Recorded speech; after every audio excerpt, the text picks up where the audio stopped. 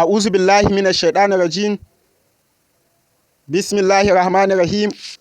Alhamdulillahi rabbis samawati wal ardi wa nunazzilu minal qur'ani ma huwa shifaa'un wa rahmatul lil mu'minin. Alhamdulillah. Assalamu alaikum wa rahmatullahi ta'ala wa barakatuhu.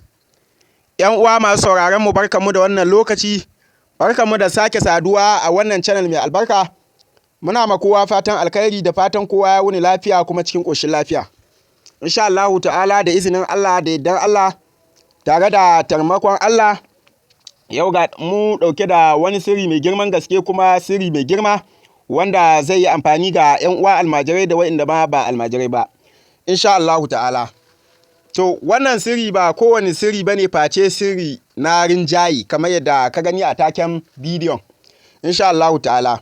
To rinjayi akan kasuwanci ko akan aure ko akan shugabanci ko akan wani lamari ne, wannan sirri na rinjaye yana da matuƙar ƙarfin gaske kuma sirri ne mafi girma wanda aka same shi daga littafin Fatahur Rahman.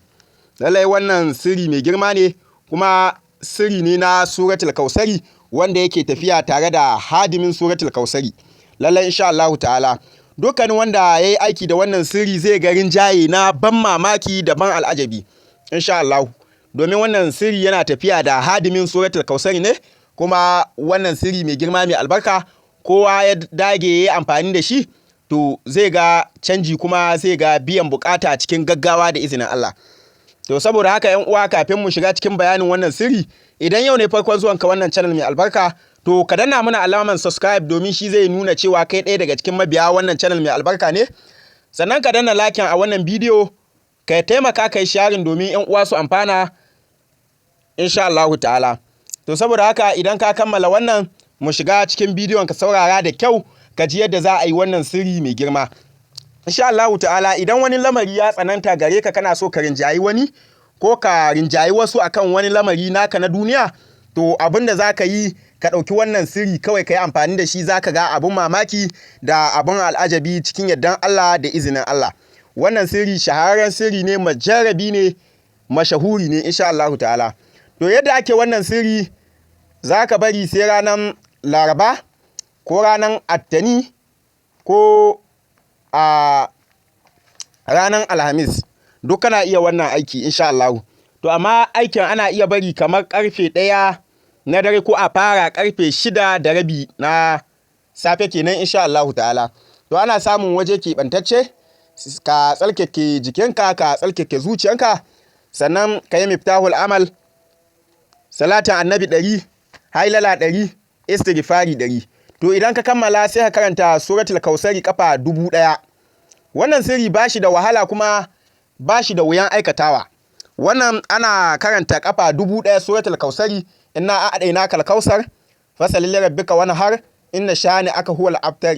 Insha Allah shine wannan sura ne za a karanta kafa 1000 insha Allah. Amma dukan 100 idan ka karanta 100 sai ka karanta wannan addu'a. Addu'an ita ce Allahumma iqharli fulani ibn fulanatu. Insha Allah ta'ala ƴan uwa dai sun fahimce ni. Allahumma iqharli fulani ibn fulanatu. Insha Allah wanda ake so a rinjayen shi mace ko namiji, to sai a ce Allahumma iqharli, sai a sa wane dan wance insha Allah ta'ala. Zan da rubuta muku insha Allah, gashi nan a rubuce insha Allah ta'ala. Shine Allahumma iqharli fulani ibn fulanatu.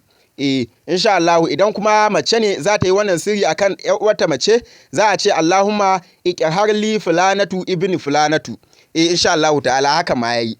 To dan Allah dan uwa, ka ja wannan sirri tsawon kwana 3 idan wanda ake so a rinjaye shi rinjayan mai girma ne.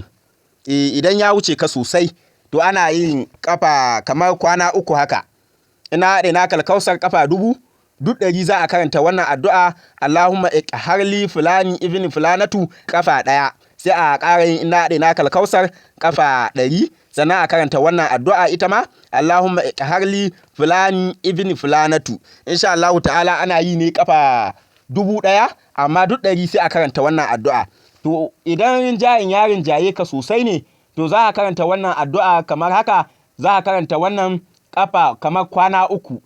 idan kuma rinjayen ta yi kwari kwarai za ka karanta kamar kwana 7 insha Allah ta'ala za a ga abun mamaki da abun al'ajabi wajen samun rinjaye da ɗaukaka da kuma fin mutum sosai ba kusa ba insha Allah ta'ala ƴan uwa idan wani dai ɗan uwa naka ko wani abokin hamayyanka ko abokin kasuwancinka kake so ka rinjaye shi to kana iya amfani da wannan sirri cikin yardan Allah da izinin Allah za a samu rinjaye mai girma insha Allah ta'ala to saboda haka ƴan uwa ga masu neman ƙarin bayani za su iya mana magana ta WhatsApp ta wannan number ga masu neman wata fatawa kuma ko wata tambaya su ma su muna magana ta WhatsApp ta wannan number ko su yi comment sannan ƴan uwa muna da roƙon alfarma ga dukkanin wanda bai danna subscribe a wannan channel ba to ya taimaka ya danna subscribe sannan ya danna like ya yi sharing na wannan bidiyo zuwa ga ƴan uwa domin su ma su amfana insha Allah ta'ala saboda haka ƴan uwa da haka muke cewa ma assalam